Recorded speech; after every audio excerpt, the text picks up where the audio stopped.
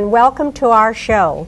We have a very special guest today, but before I introduce him, I want to remind you that the Washington Township community in Centerville used to be almost 100% farm.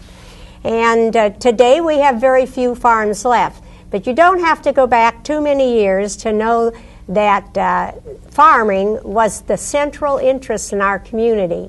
Back in the 19th century, farmers were interested in horses and mules. That's what they talked about. That was their means of running their farm. Then you come to the introduction of the tractor in the start of the 20th century, and tractors became the interesting thing to the farmer. That's what they all talked about. Well, we have a guest today who is a specialist in tractors. He knows everything. He's built models. He's repaired old ones. He's done all kinds of things that have really educated him to every kind of tractor. And so we're going to have him tell us a little bit about the chronology or development of tractors. I want to introduce Milton Deets. He's been a teacher, a farmer, a cowboy. Well, he's done just about everything, as well as all kinds of welding, and been in the Army Air Force, built models. Well, Milton, let's start with your youth. And where were you born? I think I've got a picture here. I was born in a small town in Nebraska, Kearney, Nebraska. And a year after I was born, my father's livery stable burnt. And along with all his wagons, his horses, he had 2 hearses that he rented out, buggies, and he just bought a new Dort automobile, and everything was leveled. So he packed up everything and moved to a little town about 15 miles south of Maxwell, Nebraska, way back in the hills, and bought a ranch, a 2.5 section ranch, which was small out there. And it was rough. The old dirt roads. I don't know how my mother ever stood it. She was a school teacher and lived in town all her life, and out there would be months you couldn't even get into town. We had no electricity, no telephone, and it was bad. Very, very isolated. Where did you go to school, Milton? Well, the school, District 59, was on one end of our ranch, and we lived on the other, which was 2.5 miles. 2.5 miles? 2.5 miles. Okay. And out there it got pretty miserable in the wintertime. And, what was some of the temperature? We've been complaining here. Well, the last year we were there, it was 36 below. It got down to 36 below zero. Sounds pretty bad for a child to have to go to school. How did you go? We rode a horse most of the time. Rode horse. A lot of times we walked. Of course, I made a 5-mile walk. But, you must have been very agile on a horse. Your father have a lot of horses? Oh yes, we had work horses that we used in the field. Dad never liked tractors. He thought they would be the ruination of the country. And he did everything the hard way that he possibly could, it seemed to me. Okay. Well, I've got a picture here showing you with your father and a team of horses. I don't know if we can get this. And it shows what it was like to farm out there in Nebraska. I've got a couple pictures here. And so you rode horses a lot. Did you think of yourself as a cowboy? No, it didn't. Of course, when people think of cowboys, they think of Indians and shooting and barroom brawls. Well, there's not much of that. No. Never was at any time. And, of course, when I was there, it was all hard work. Yeah. And, of course, my dad was a foreman on a 9-section ranch. And a section is 640 acres. So that gives you an idea of the size. I've got a picture of you here with a pony, a horse. Looks like a small horse. Is this the kind you would ride to school? Yes. Mm-hmm. Okay. My sister and I would ride on the... Okay. Now, so you could only go so far in a one-room schoolhouse. What did you do when you became high school age? Well, getting back to the school, at any time we never had more than 4 or 5 students for 8 grades. And after the 8th grade, we had to go into town, into Maxwell, and take tests in all the subjects. And if we didn't pass, we couldn't go on to high school. Okay. Well, you know, it used to be like that in Centerville during the when she had her high school, the one that's in town, the old one. You had to pass a test too, but they didn't have to ride the great distances that you did. What'd you do if you're 25 miles from home? You can't go in there every day. How did you exist to go to high school? Well, that was another story. In 29, my dad was pretty well fixed, and by 32, we was broke. And so we had to go, when we went to North Platte to high school, we had to work for our room and board. My sister, just younger than me, and my other little sister, she still went out to the District 59. But we had to work for our room and board. And what did you do to work for your room and board? Well, I fired boilers. I worked for the Western Union Telegraph. I think you've got some pictures of that. Yeah, I've got a picture of you with the telegraph company. I noticed you were all on bicycles. That's right. Now, you're a lot older than I am. What, you're 77? Not quite. 75. Right, okay, all right. That's old enough, Milton. Oh, yeah. And it shows you with your uniform on, and all of the young fellas have bicycles. Is that how you delivered? That's the way we delivered messages. We delivered medicine to the hospitals or to homes. It was a lot cheaper to do that than to hire a taxi. And believe me, it was a rough job in the middle of the winter on icy roads in the dark. I worked from 5 in the afternoon until 11:30 at night, and then I had to go home and do a little bit of studying, and it was bad. All right, here's another picture I'd like to show what life was like out there. Now, I notice in this picture that you and your father are there, and I see horses. You did not use tractors for this. No, we didn't have any. Well, the only machinery engines we had was pumping engines, and I spent a lot of my early days riding around from one to the other to keep them running.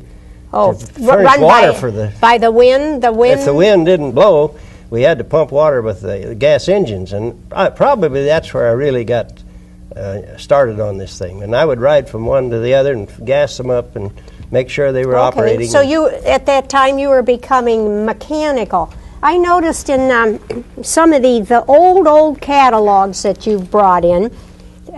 Now, these go way back to the 19th century, some of them, and turn of the century, and it says gasoline engines.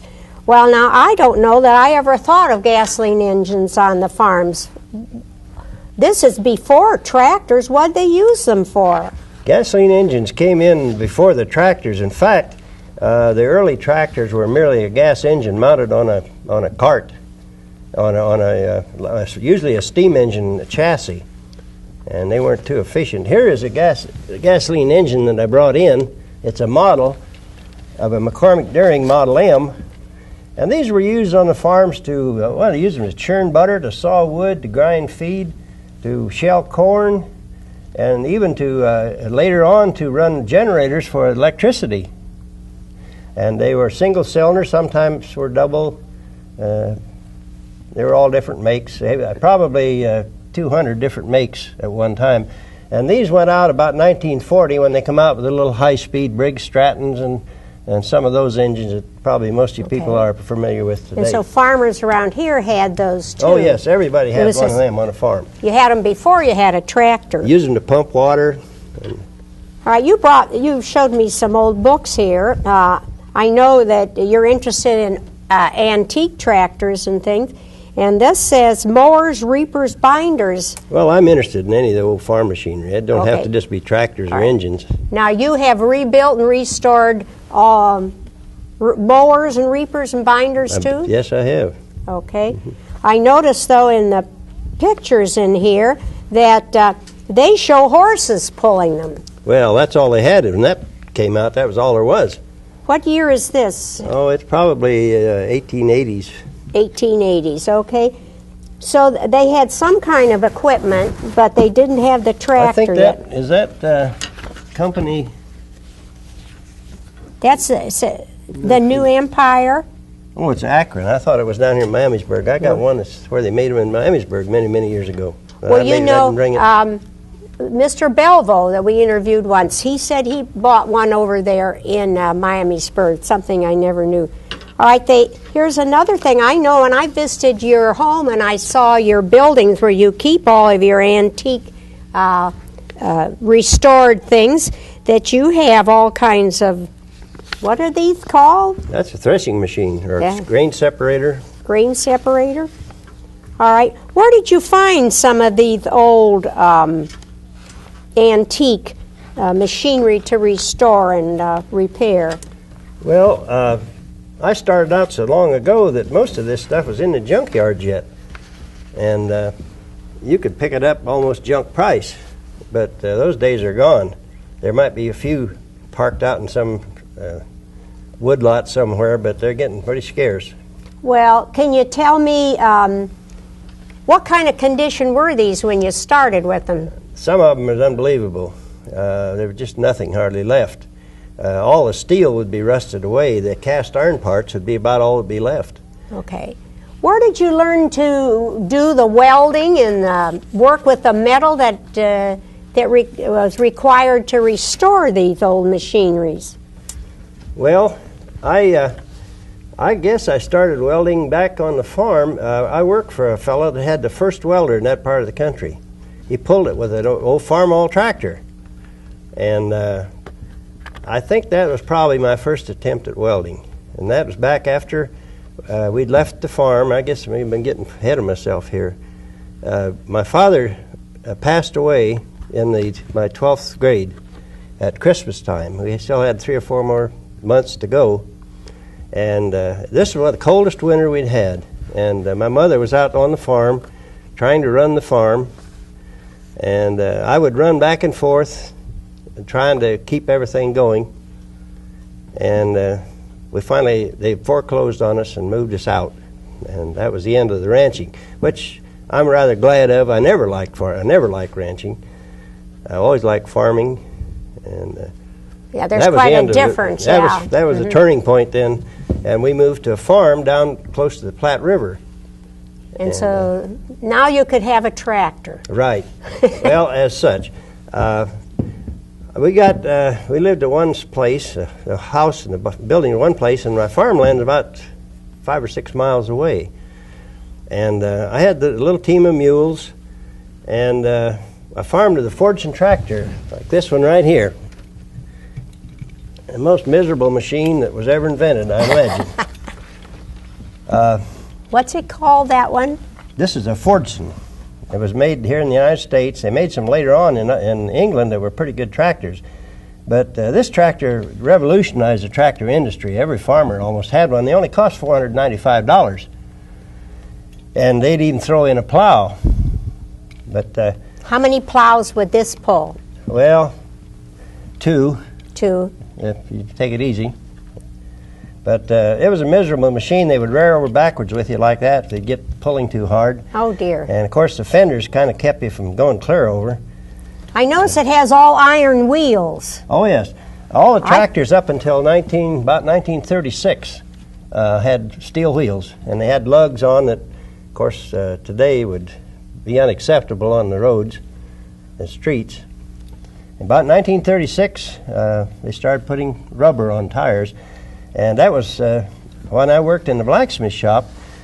We would cut the rims off and weld on, or cut this outside ring off and weld tractor tire rims on. So it could have wheels. So we could put rubber on them. Oh, so the farmers wanted to go to rubber. Oh, yes, they all did, because it was so much more economical, and sitting on one of those all day, it just about shake you to pieces. And of course, the cast iron steering wheels and the steel seat was, and they didn't have cabs, of course.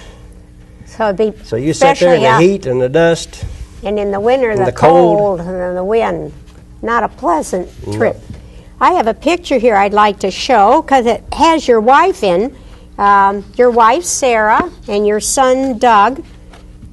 Your son Doug now, he's in the very high in the Navy now, isn't he? Yes, he's a commander in the Navy. I spent a week with him on the Kennedy, and he was fourth in command on the ship, 5,200 men. Oh. It was quite a thrill, and I got to pin his commander oak leaves on him. So very nice. Well, I understand we were talking, you said really the first half-scale model you made was for him.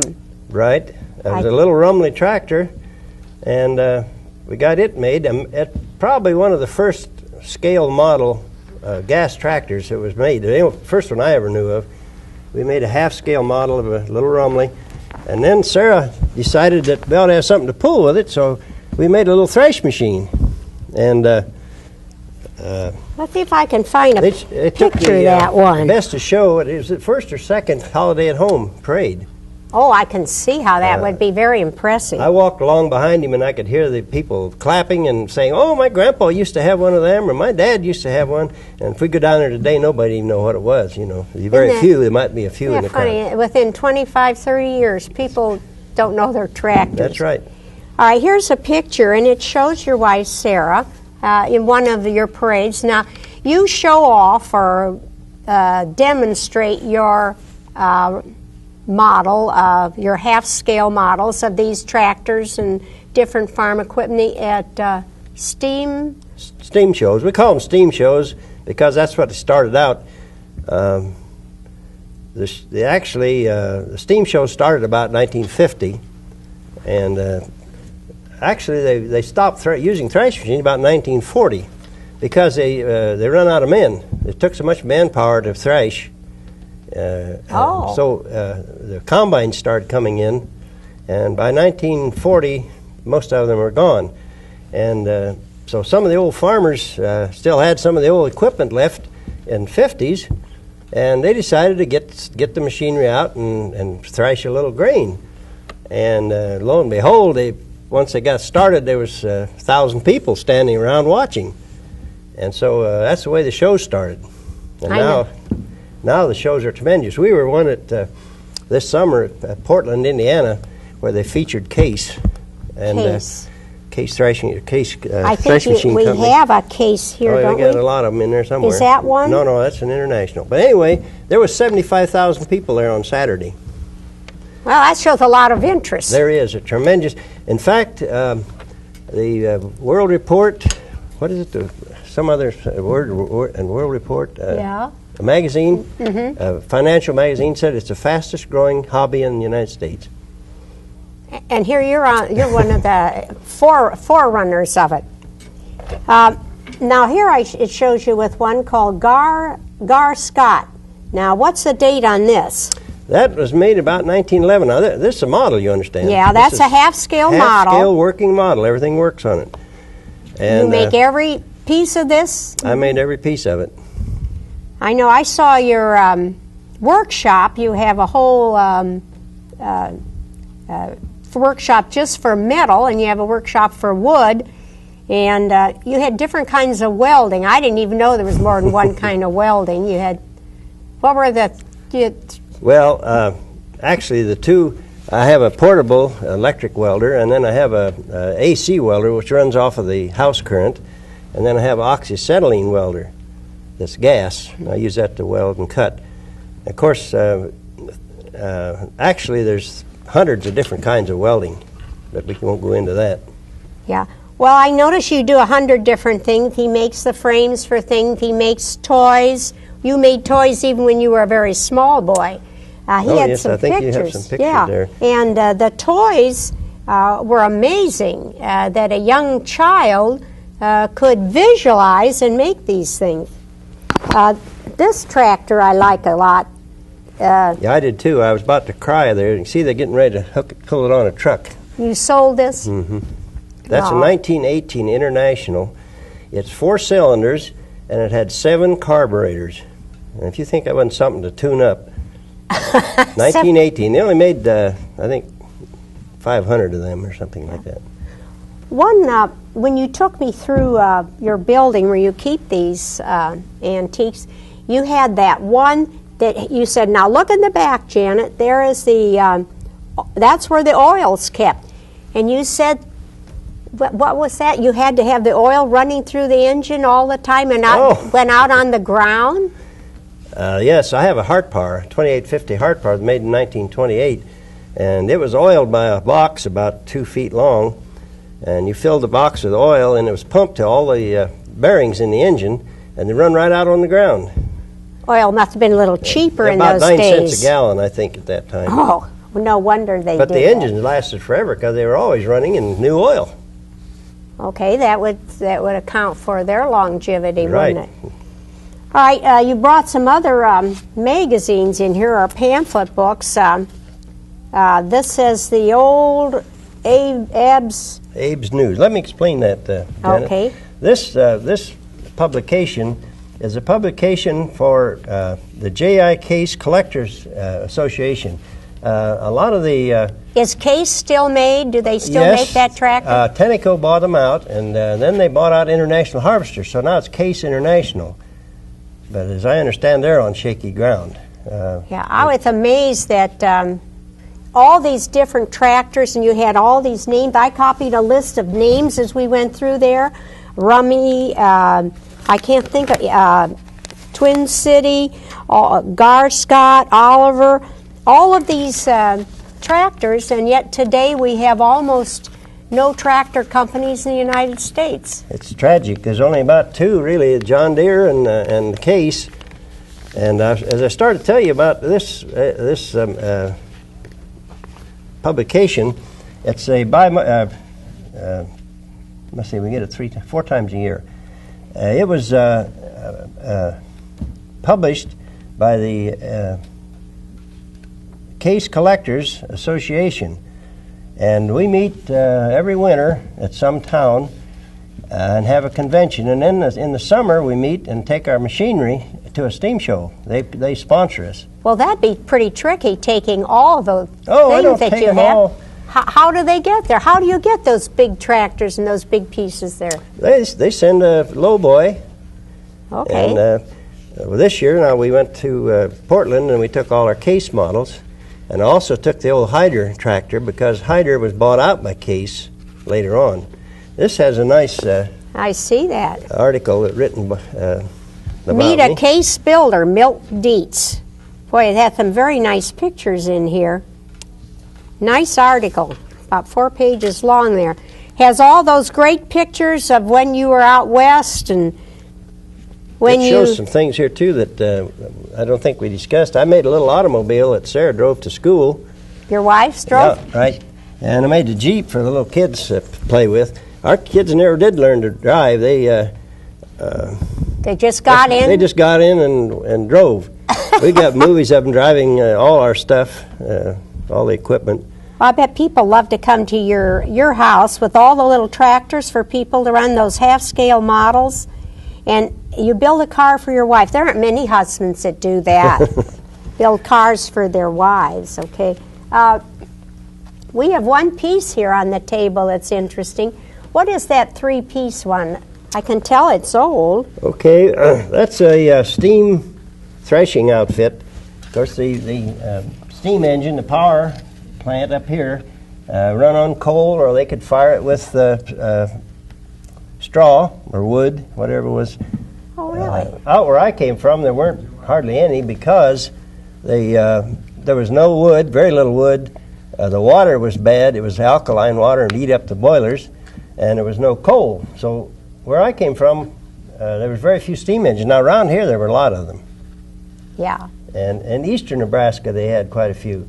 And then, of course, this is a separator, which was belted to from this big pulley to the Separates pulley over here. what? Separates the grain from the straw. Okay. And the straw was blown out through this pipe, and it's flowing around here, and it was blown out here. And the shocks are the... Okay, they go out that part. Well, no, this is where they came in. And the grain came out over here. And then they load it into trucks? And they loaded into trucks. Now, this is the water wagon that they would have to go to a stream or somewhere and then have a little hand pump here, and they'd fill it full and bring it up with a team of horses to keep water in the boiler. You told me one thing of interest. Now, I wasn't raised on a farm. I don't know much about it. But you said those great big old tractors didn't go in the fields. that they were kept near the barn. Well, And no. how were they used? Yeah, they were used in the fields. I think I misled you there because, of course, they couldn't use them to cultivate or anything like that. They plowed with them, and plowing was what wore the horses out. You have your horses wore out before you started farming almost, because plowing is a very difficult operation. It takes a lot of power. And so the big tractors, in fact, that one tractor over there, the International, they wore it out doing custom work. Okay. I bought it from a gentleman that had bought two of them at the same time.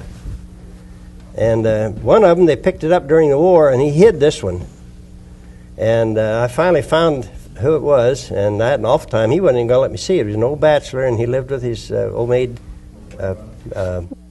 Well, I thought that you said that they brought some of the produce up to the tractor, and then they put these belts on to run this other equipment that helped harvest. Well, I think you're a little confused because back then you had to cut the grain, bind it, tie it in shocks, bring it into the thresh machine, and it took a lot of people. A lot of people. There had to be a man on the engine, one on the thresh machine, one hauling water, and it was very labor intensive. And during the war, and when the war was going on, there weren't that many of us to go around. So that's when the combines come in. The combines came in then. Well, tell me now, what were you doing during the war? You had a good ability at welding and technology. What? Well, I was fortunate in a lot of ways. I spent 2 years in Iceland. When I went in, I went to Randolph Field, Texas, and I wanted to go to the machinist school, but they said, well, we'll send you to one when we get around to it, and they never did. But I had a lot of very valuable experience at Randolph Field. I worked in electric. I was emergency electrician for quite a while. Then I was transferred to the machine shop, and while there I made some of these toys. This is a little gun I built. It has a regular breech just like a real one. Oh, a real breech. I see. Oh, and it has little hand wheels. You can raise one on the barrel. Oh, and you did all this. Yep. Boy, that is precision stuff. Well, not really. I'm very impressed. Then I made this truck. I drove it while I was. You're in the Army Air Force at this time. No, I think we were in the Air Force. It was 11th Air Base Squadron, and we took care of all the electrical and plumbing and gas distribution on the field. And I drove this truck. It's an Autocar F4, a beautiful truck. And, yeah, I'm impressed. This truck was, I'm not talking about this one, the real one was beautiful. Well, anyway, I made this. This truck's over 50 years old. Show me that other truck, too. Okay. I can put that down. Well, wow, kind of heavy. I just restored these this year. The kids had them pretty well wrecked. This is a model of a Federal wrecker that we used in Iceland to pick up wrecked airplanes. Okay. Well, I'm going to remember you, Milton, holding that on your lap, and I want to thank you very much for coming. We really appreciated learning all about tractors and all the things that you have made. Thank you. It's been a pleasure.